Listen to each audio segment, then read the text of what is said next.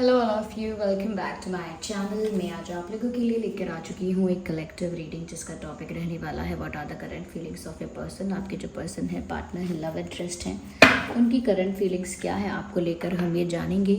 ये reading general है, collective है। हो सकता है कि आपकी सिचुएशन के साथ एक्यूरेटली रेजोनेट करे, हो सकता है सिर्फ कुछ % रेजोनेट करे। तो ओपन माइंडेड होकर सुनिएगा और ज़बरदस्ती अपने आप को रीडिंग में फिट इन करने की कोशिश मत कीजिएगा। जितना आपके साथ रेजोनेट होता है उतना ही एक्सेप्ट कीजिए and leave the rest. Okay, ये रीडिंग सभी ज़ोडिएक साइंस के लिए है, हर उम्र के व्यक्ति के लिए है, टाइमलेस है। आप जब भी इस वीडियो को देख रहे हैं यह आपके साथ तभी रेजोनेट करेगा। चलिए रीडिंग स्टार्ट करते हैं। देखते हैं कि जिनके बारे में आप सोच रहे हैं करंटली वो आपके लिए कैसा महसूस कर रहे हैं, उनकी करंट फीलिंग्स क्या हैं आपको लेकर। आइए चलिए देखते हैं। Well, we have the strategy card and then we have this walking away. Interesting. Okay, we have magician and the mirror. Let's take one more card, viewers. We have yin and yang. Nice. Okay. तो ये है हमारे पास cards. आइए चलिए देखते हैं कि आपके पर्सन करंटली कैसा फील कर रहे हैं। हम आगे और भी क्लैरिफाई करेंगे। देखिए, सबसे पहले यहाँ पर जो चीज़ मैं आपको बताना चाहूँगी वो ये है व्यूअर्स कि आपके जो पर्सन है कहीं ना कहीं वो हमेशा कोशिश करते हैं और ऐसा लगता है कि रिसेंटली भी ऐसा हुआ है कि वो हमेशा कोशिश करते हैं कि चीज़ें आप लोगों के बीच उनके अकॉर्डिंग चलें।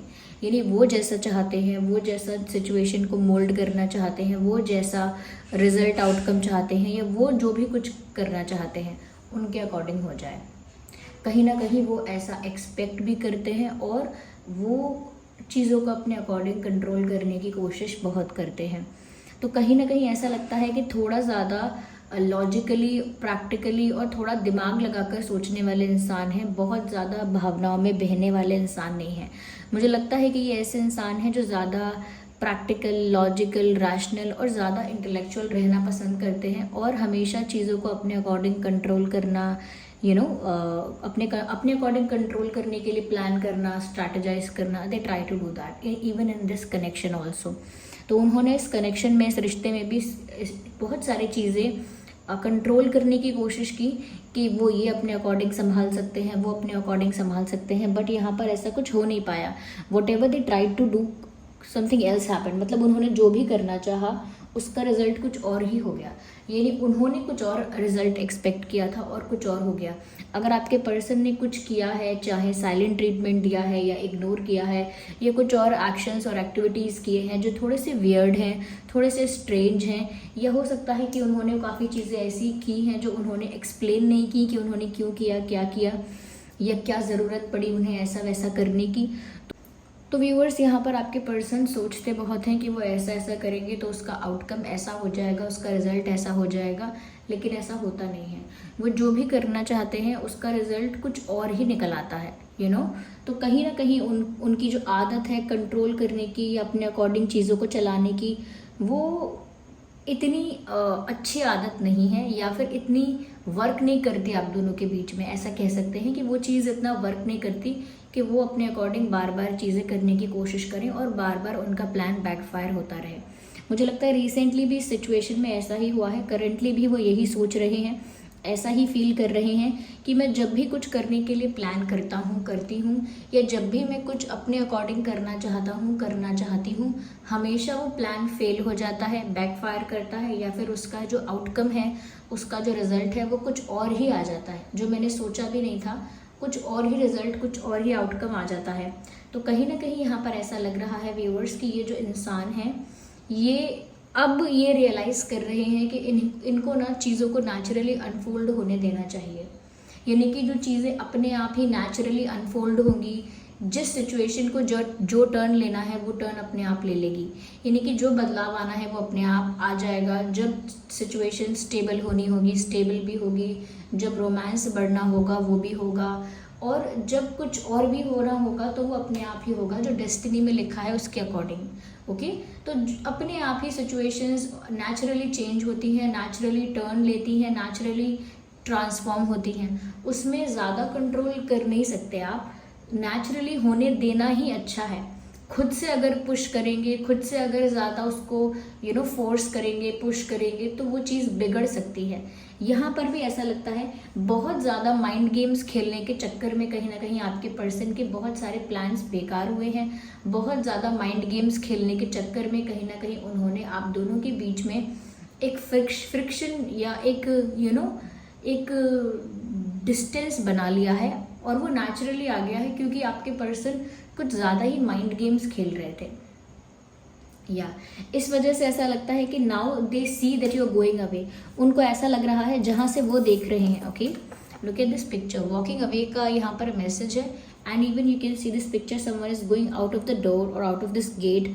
तो ऐसा लगता है व्यूअर्स कि जैसे आप जा रहे हो, you are going away and they are just looking at it. वो बस देख रहे हैं इस चीज़ को कि आप उनकी लाइफ से जा रहे हो, उनकी ज़िंदगी से आप जा रहे हो, और आप जैसे कि मुंह फेर कर जा रहे हो, मूव ऑन करके जा रहे हो, या निराश होके जा रहे हो, या फेड अप हो चुके हो, थक चुके हो, और अब कुछ भी उम्मीद बाकी नहीं है, तो अब आप जा रहे हो, उनसे दूर जा रहे हो, एक अलग दिशा में, अलग रास्ते पर, इनसे दूर।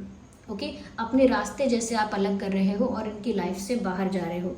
तो ये सब चीज़ें देख रहे हैं, वो देख सकते हैं कि ऐसा हो रहा है, और कहीं ना कहीं ये चाहते भी हैं कि वो आपको रोक लें, कुछ समझाएं, कुछ बताएं, लेकिन वो एक्सप्लेन नहीं कर सकते कि वो जो कुछ कर चुके हैं वो उन्होंने क्यों किया है। They can not explain you, क्योंकि कहीं ना कहीं वो नहीं बता सकते आपको कि उन्होंने ये माइंड गेम खेला। माइंड गेम्स की यहाँ पर बात है कि उन्होंने ऐसे स्ट्रैटेजी बनाई, ऐसे माइंड गेम्स खेले, वो ये सब चीज़ें आपको नहीं बता सकते। एक हेजिटेशन है, एक एम्बैरेसमेंट उनको फील होगा, तो वो ये सब चीज़ें आपसे नहीं कह सकते। और अब वो सिचुएशन में ज़्यादा कुछ कर नहीं पा रहे हैं। जब वो बहुत कुछ कर रहे थे सिचुएशन को अपने अकॉर्डिंग कंट्रोल करने के लिए, तब सिचुएशन बिगड़ गई, और अब वो उसको सुधारने के लिए कुछ नहीं कर सकते हैं। क्यों? क्योंकि वो अपनी मिस्टेक को एक्सप्लेन नहीं कर सकते, जस्टिफाई नहीं कर सकते कि उन्होंने ऐसा किया तो किया क्यों। क्या कहेंगे वो कि मुझे माइंड गेम्स खेलने की आदत है, या मैं हम दोनों के बीच माइंड गेम्स खेल रही थी या खेल रहा था, ऐसा कहेंगे। वो इस एम्बैरेसमेंट को हैंडल ही नहीं कर सकते कि वो ऐसी चीज़ कन्फेस करें और उसके बाद जो उनको एम्बैरेसमेंट फील होगा उसको भी फेस करें। वो ये चीज़ नहीं कर पाएंगे, इसीलिए they are just looking at you and you moving away. वो बस देख रहे हैं आपको and you are just walking away. आप बस जा रहे हो उनकी लाइफ से, आप बस उनकी लाइफ से निकल कर जा रहे हो, और वो बस आपको बैठकर देख रहे हैं। और अब उनके पास कोई प्लान नहीं है, अब उनके पास कोई स्ट्रैटेजी नहीं है, और सिचुएशन में अब जो हो रहा है ना व्यूअर्स, वो उसे अपने आप होने दे रहे हैं। गो विद द फ्लो, कि जो हो रहा है अब अपने आप हो रहा है, अब मैं कुछ नहीं कर रही, ना मैं कुछ कर रहा, और अब जो होगा वो अपने आप होगा। तो वो रोकना चाहते हैं लेकिन नहीं रोक सकते, क्योंकि वो अपनी मिस्टेक्स को जस्टिफाई नहीं कर सकते। यहाँ पर व्यूअर्स बहुत ही अच्छे 2 कार्ड्स है, yin and yang and magician and the mirror. यहाँ पर बहुत ज़्यादा लोगों के लिए, आप जो लोग देख रहे हो उनमें से बहुत ज़्यादा लोगों के लिए पॉसिबिलिटी है, लाइक 80 to 90% पॉसिबिलिटी है कि आप लोग एक स्पिरिचुअल कनेक्शन में हो सकते हो, और उसमें से भी ट्विन फ्लेम कनेक्शन में। ओके, हो सकता है आप में से 20 या 30% लोग ऐसा हो सकता है सोलमेट्स है, लेकिन क्योंकि ये कार्ड ही ट्विन फ्लेम्स का है। ओके, ये कार्ड जो है यिन एंड यांग, ये ट्विन फ्लेम्स का ही कार्ड है। तो ऐसा लगता है व्यूअर्स यहाँ पर कि आप लोग एक स्पिरिचुअल कनेक्शन में हो ऑलरेडी, और ऐसा लगता है आप दोनों अपनी अपनी जर्नी पर हो, एक स्पिरिचुअल जर्नी पर हो आप दोनों। तो कहीं ना कहीं व्यूअर्स आपका जो कनेक्शन है वो एक पास्ट लाइफ कनेक्शन है। ऐसा नहीं है कि इसी लाइफ में आप लोग टकराए हो और इसी लाइफ में आप मिले हो एक दूसरे से, ऐसा नहीं है। आप दोनों का जो रिश्ता है वो पास्ट लाइफ कनेक्शन है, और वो इस पर्सन को रियलाइज़ हो रहा है। क्यों? क्योंकि यहाँ पर व्यूअर्स ऐसा होता है कि आप दोनों की जो एनर्जी है वो बहुत ज़्यादा मिरर करती है। आप दोनों की जो एनर्जी है, आप दोनों की जो इमोशंस हैं वो बहुत ज़्यादा मिरर करते हैं। यानी कि जब उनको गुस्सा आता है तो आपका भी मूड ऑफ होता है, जब आप बहुत रोते हो तो कहीं ना कहीं उनका भी मूड ऑफ हो जाता है।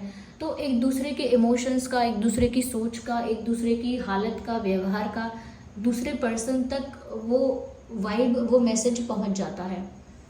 ओके, आप कैसा फील कर रहे हो उन तक वो वाइब, वो वाइब्रेशन, वो एनर्जी उन तक पहुंचेगी। तो ये ट्विन फ्लेम कनेक्शंस में ही नहीं, स्पिरिचुअल कनेक्शंस में होता है।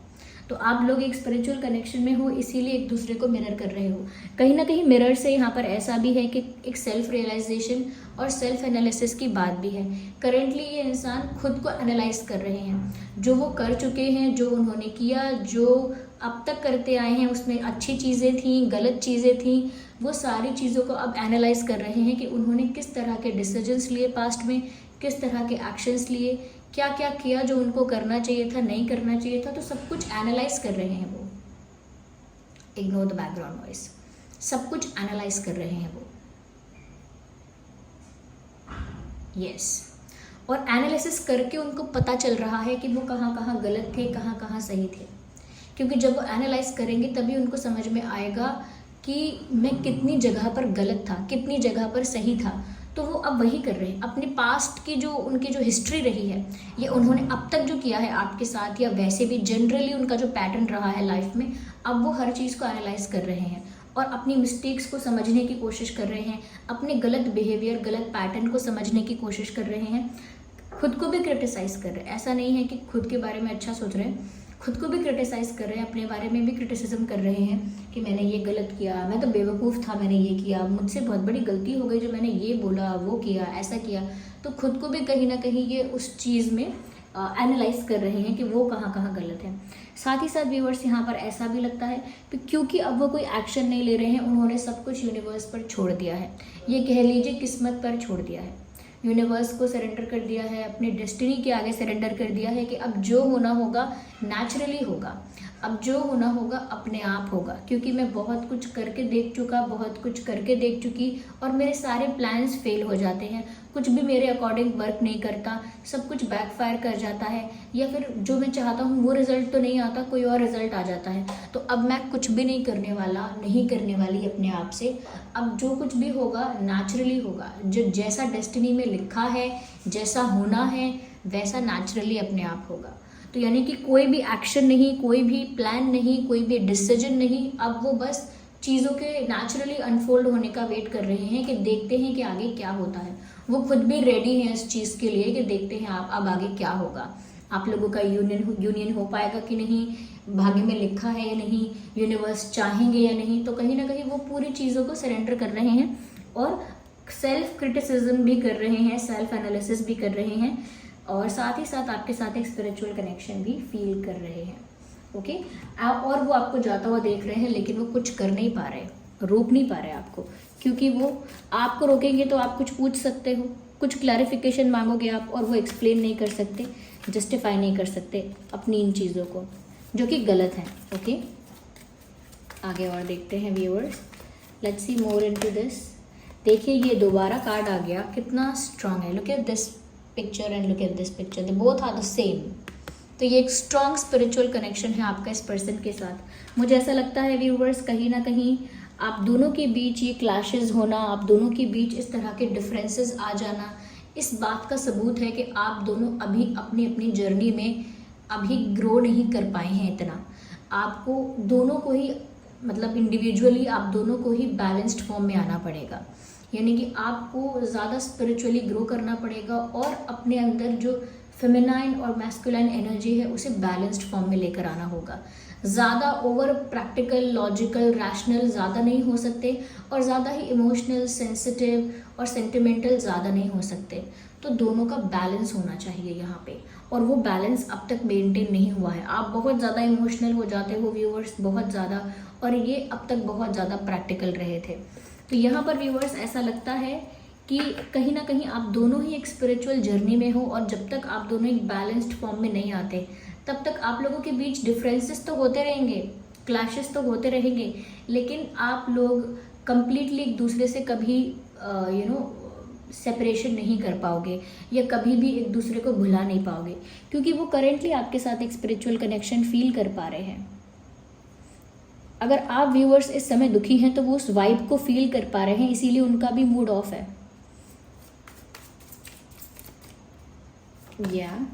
ऐसा लगता है वो खुद भी सरप्राइजेस के लिए रेडी हैं, like I am ready for the surprises. Destiny ने मेरे लिए क्या सरप्राइज प्लान किया है, या भगवान ने, किस्मत ने मेरे लिए क्या सरप्राइज प्लान किया है, मैं उसको उसको देखने के लिए रेडी हूँ, या उसको एक्सेप्ट करने के लिए ओके, मैं रेडी हूँ, उसको रिसीव करने के लिए मैं रेडी हूँ, मेरे लिए जो भी सरप्राइजेस आगे हैं। तो बहुत ही उनके लिए भी ये सिचुएशन बहुत अनप्रिडिक्टेबल है, यानी कि वो खुद भी नहीं जानते हैं कि आगे क्या होने वाला है, और खुद भी वो एक तरह से उनके साथ जो भी होगा आगे, आप इस रिश्ते में जो भी आगे होगा, वो खुद उनके लिए भी सरप्राइज है। बस वो रेडी है सरप्राइज के लिए, I am ready for the surprise, ऐसा है उनका हाल। वो तैयार है सरप्राइजेस के लिए कि किस्मत आगे क्या नया रूप लेती है, क्या नया रंग लेती है। ओके, वेल, ये जो कार्ड अनफोल्ड हुआ है बियॉन्ड इल्यूजन, कहीं ना कहीं ऐसा हो सकता है अब इस इंसान को ये बात रियलाइज़ हुई है व्यूअर्स कि अब तक जो ये कर रहे थे ये एक बहुत बड़े भ्रम में थे कि मैं ऐसा करूँगा तो वैसा होगा, ये होगा, वो होगा, थोड़ा प्रैक्टिकली और बहुत इंटेलिजेंटली माइंड गेम्स खेलकर सिचुएशन को हैंडल करना, जो कि स्पिरिचुअल कनेक्शंस में माइंड गेम्स वर्क नहीं करते। स्पिरिचुअल कनेक्शन में माइंड गेम्स वर्क करेंगे ही नहीं। तो यहाँ पर ऐसा लगता है कि अब उनको रियलाइज़ हुआ है कि वो एक भ्रम में थे, जो वो ऐसा सोच रहे थे कि वो ऐसा ऐसा कर पाएंगे, अपने अकॉर्डिंग चीज़ें कर पाएंगे। ऐसा लगता है जैसे एक इल्यूजन से बाहर आए हैं अब वो, जो भी सेल्फ एनालिसिस किया है, जो भी रियलाइज़ हुआ है, ऐसा लगता है कि अपने भ्रम से बाहर आए हैं। अब तक एक भ्रम में थे कि वो बहुत इंपॉर्टेंट हैं और वो अपने अकॉर्डिंग सब चीज़ें कर सकते हैं, वो सिचुएशन को लीड करेंगे क्योंकि वो लीडर हैं, वो सिचुएशन को कंट्रोल कर सकते हैं अपने अकॉर्डिंग। तो कहीं ना कहीं उनके अंदर एक एटीट्यूड भी था, कहीं ना कहीं उनके अंदर एक एक पावर स्ट्रगल भी कह सकते हैं। उनको ऐसा लगता है कि वो ज़्यादा पावरफुल हैं, वो ज़्यादा ही स्ट्रॉन्ग हैं, इस तरह से उनका दिमाग चल रहा था। तो अब वो भ्रम से बाहर आए हैं, उनका भ्रम टूटा है। ओके,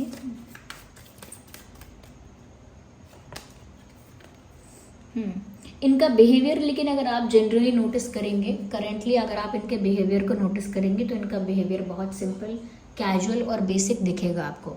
ऐसा लगेगा नहीं कि इस इंसान के साथ कोई चेंजेस हो रहे हैं या ये इंसान किसी चीज़ को फेस कर रहा है या कहीं ना कहीं इनकी लाइफ में कुछ टर्निंग पॉइंट आ रहा है, ऐसा कुछ पता नहीं चलेगा इनको देखने से, क्योंकि बहुत ही कैजुअल, सिंपल और नॉर्मली ये बिहेव कर रहे हैं। Let's take the last card from this deck. Yes, अब वो जल्दबाजी नहीं करना चाहते। Yes, now they don't want to rush things. अब वो जल्दबाजी नहीं करना चाहते हैं। Now they are just waiting और they are just allowing the situation to unfold naturally. इसीलिए अब वो स्लोली आगे बढ़ने के लिए रेडी हैं। उन्हें जल्दबाजी नहीं करनी है, ना उन्हें सब कुछ जल्दी चाहिए। जो चाहते हैं ना हम कि हर चीज़ क्विकली मिल जाए, इंस्टेंटली मिल जाए, तो अब वो जल्दबाजी में नहीं है। वो उस समय तक का पेशेंस रखे हुए हैं जब डिवाइन उन्हें अपने आप कोई रास्ता दिखाएंगे या अपने आप चीज़ें फिक्स होंगी, ठीक होंगी और कहीं ना कहीं वो धीरे धीरे आगे बढ़ेंगे। ओके, क्योंकि वो जानते हैं कि जल्दबाजी में फिर से वो वही गलती कर जाएंगे जो उन्होंने पहले की है। तो अब वो जल्दबाजी नहीं करेंगे आपको लेकर, और जैसे जिस प्रोसेस से होना चाहिए उस प्रोसेस से ही वो होगा। जिस प्रोसेस से आप दोनों को करीब आना चाहिए, जिस प्रोसेस से आप दोनों को कम्युनिकेट करना चाहिए, एक दूसरे पर ट्रस्ट करना चाहिए, अपने बॉन्ड को स्ट्रॉन्ग करना चाहिए, अब वो उसी स्लो प्रोसेस को अपनाएंगे। ज़्यादा दिमाग नहीं चलाएंगे, अपना दिल से सोचेंगे, जो करना है दिल से करेंगे अब। यस, लेकिन हाँ, ये आपकी तरफ मूव तो कर रहे हैं, करेंगे इन फ्यूचर ऑल्सो, लेकिन इनकी जो मूवमेंट है आपकी तरफ वो थोड़ी स्लो है। Right, let's take the divine message. अगर यहाँ डिवाइन को इतना सरेंडर किया ही है तो हम यहाँ डिवाइन मैसेज ज़रूर लेते हैं viewers. Well, we have a card here जो कहता है आस्क योर एंजल्स। तो अभी भी आपके मन में कुछ प्रश्न है ना व्यूअर्स, तो अपने एंजल्स को पूछिए, वो आपको सपने के थ्रू या एंजल नंबर्स के थ्रू कोई ना कोई आंसर आपको ज़रूर देंगे। तो पूछिए अपने गार्जियन एंजल्स को, जिन पर भी आपका विश्वास है, आप उनको पूछिए अपने सवालों के जवाब, और आपको जवाब ज़रूर मिल जाएंगे।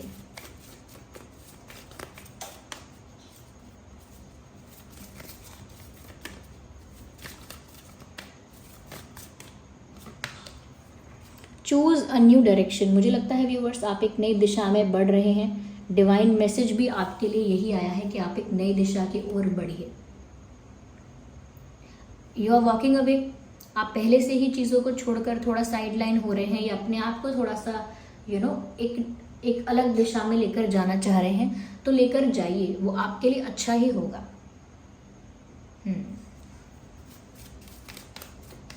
Move in a new direction, choose a new direction.